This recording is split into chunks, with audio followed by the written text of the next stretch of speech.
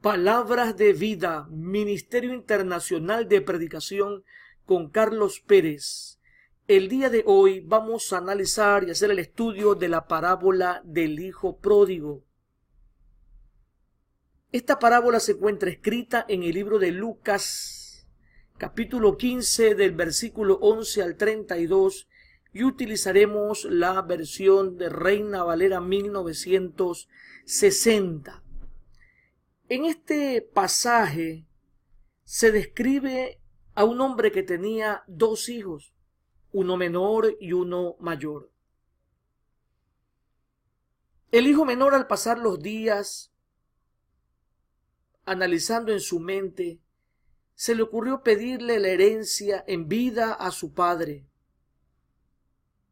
Esperó un día y se acercó y le dijo: Padre, ¿qué te parece si nos repartes en vida de manera equitativa nuestra herencia?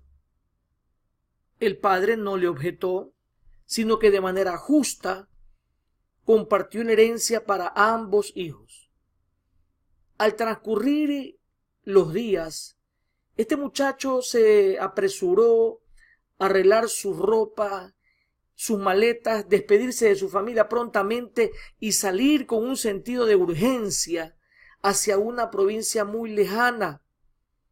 Obviamente ahí él iba pensando en cómo despilfarrar su dinero obtenido de la herencia de su padre. Ya en aquella ciudad se dedicó a gastar y a desperdiciar lo que su padre le había dado en los placeres y en los deleites mundanos. Poco a poco se fue quedando sin nada hasta ir a arrimarse a una casa donde el representante de la familia le dijo: ¿sabes qué? ¿Por qué no te vas al chiquero a cuidarme los cerdos? Y él, como no tenía nada más, se fue a aquel chiquero y al mirar las algarrobas de los cerdos quiso comerlas, pero nadie le compartió. Todo sudoroso, frustrado, sentado en el piso y mirando posiblemente una pequeña ventana, se acordó y en su mente pensaba: en la casa de mi padre los jornaleros tienen buena comida. Iré y me presentaré ante mi papá y le diré: he pecado contra el cielo, he pecado contra ti. No soy digno de ser llamado un hijo tuyo. Hazme como uno de tus jornaleros. Esta fue la meditación en la mente de este muchacho que había vuelto en sí. Se levantó prontamente y todo haraposo, sucio, maloliente, corrió y caminó, caminó y corrió hasta llegar a la ciudad donde él vivía antiguamente.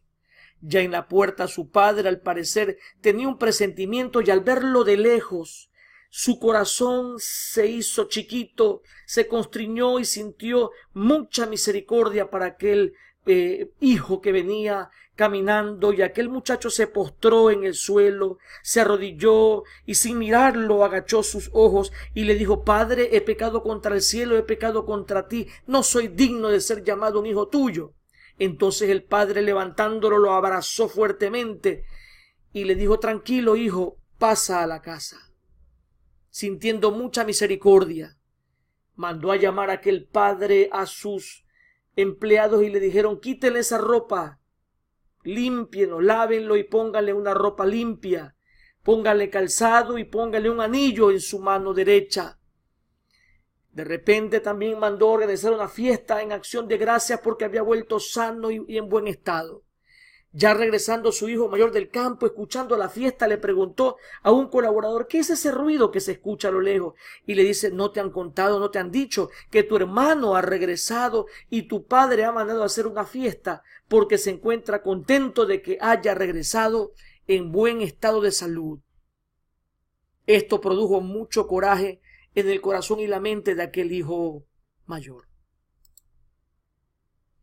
¿Cuáles son los personajes en esta parábola? El hijo que se va, o sea, el hijo menor, el hijo que se quedó, el hijo mayor y el padre. ¿Qué principios espirituales nos deja esta parábola?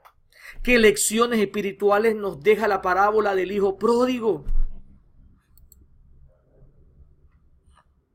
Uno de los primeros principios descritos en Lucas capítulo 15, el verso del 11 al 19, es que toda decisión tiene su consecuencia. ¿Qué decisión tomó el hijo menor? Primero pidió la parte de su herencia en vida de su padre. Viajó a una provincia distante y se gastó su dinero en placeres y deleites. ¿Cuáles fueron las consecuencias de su decisión? Se agotaron todos sus recursos, se abandonó a sí mismo, fue a parar a un chiquero de cerdos y nadie le daba ni siquiera la comida de los cerdos. La pregunta clave aquí es, ¿fue correcta la decisión que este hijo menor tomó? Para nada, fue una decisión equivocada. Pero vamos a ver que también el segundo principio que nos describe este pasaje lo vamos a encontrar en Lucas capítulo 15, versículos del 20 al 24, que quiere decir una consecuencia que traspasa el tiempo. Volvemos a ver cómo este hijo menor toma de nuevo una decisión. ¿Qué decisión tomó este muchacho? Primero, él dijo, iré y me presentaré ante mi padre. Se arrepintió de sus pecados. Hizo una confesión. Padre, he pecado contra el cielo y contra ti. Yo no soy digno de ser llamado hijo tuyo. ¿Cuáles fueron las consecuencias de su decisión?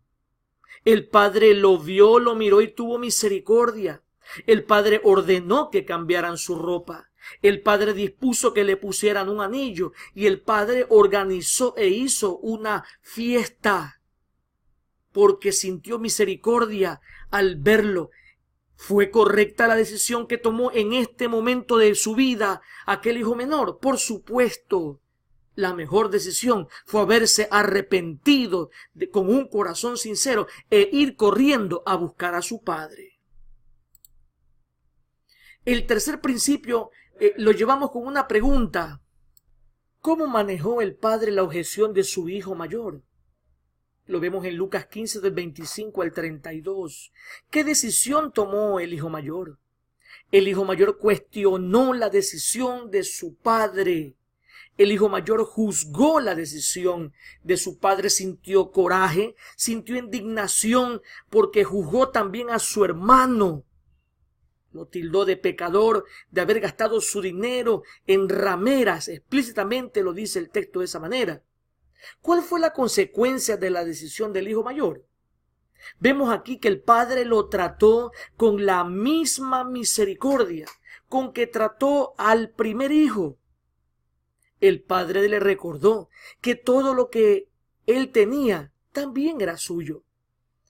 Este padre no era un padre mezquino ni un padre injusto. Este padre le compartió por igual, de manera equitativa. Previamente también el hijo mayor había recibido de su padre su parte respectiva y además lo que tenía aún mientras vivía en su casa le pertenecía a él y podía tomarlo y usarlo de la mejor y correcta manera.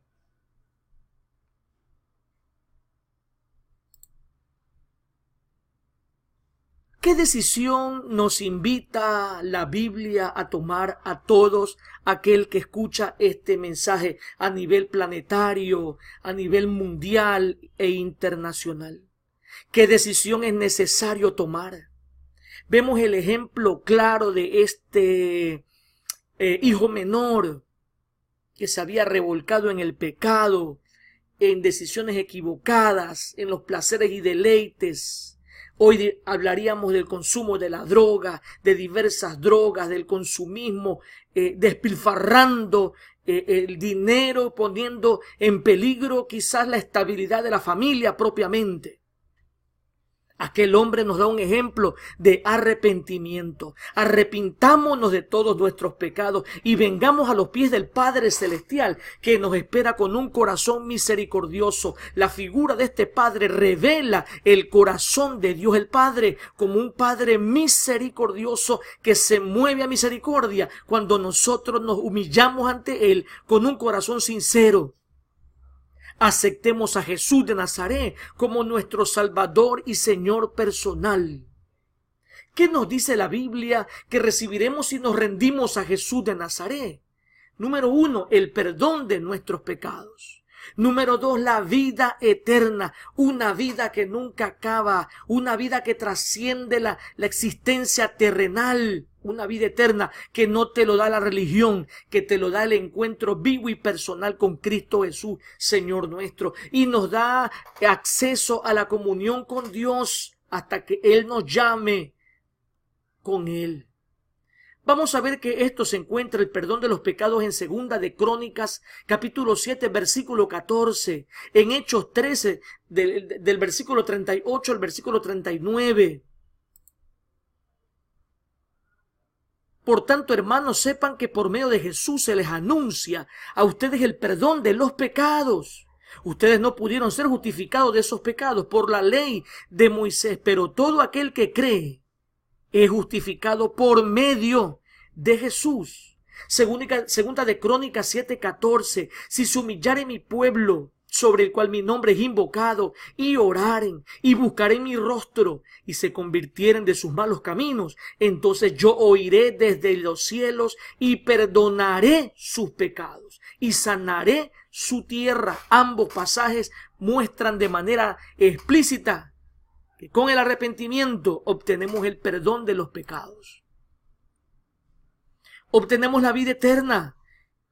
Esto lo vemos en Romanos capítulo 6, versículo 23, escrito por el apóstol San Pablo. Dice, porque la paga del pecado es muerte. Y lo vemos ya en el hijo menor, sucio, afligido, frustrado, con cero finanzas, mas la dádiva de Dios es vida eterna en Cristo Jesús, Señor nuestro. Esto no te lo ofrece ninguna religión, te lo ofrece el mismo Hijo de Dios, mas el regalo de Dios, más el regalo inmerecido de Dios es la vida eterna en Cristo Jesús, Señor nuestro. Y obtenemos la comunión con Dios.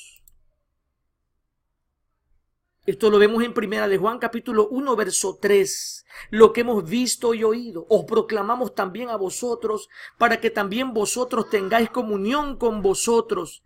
Y en verdad nuestra comunión es con el Padre y con su Hijo Jesucristo. He aquí entonces los tres beneficios vitales: el perdón de los pecados, la vida eterna y la comunión con Dios el Padre y con su Hijo Jesucristo, si nos arrepentimos de todos nuestros pecados y aceptamos a Cristo como nuestro Señor y Salvador personal.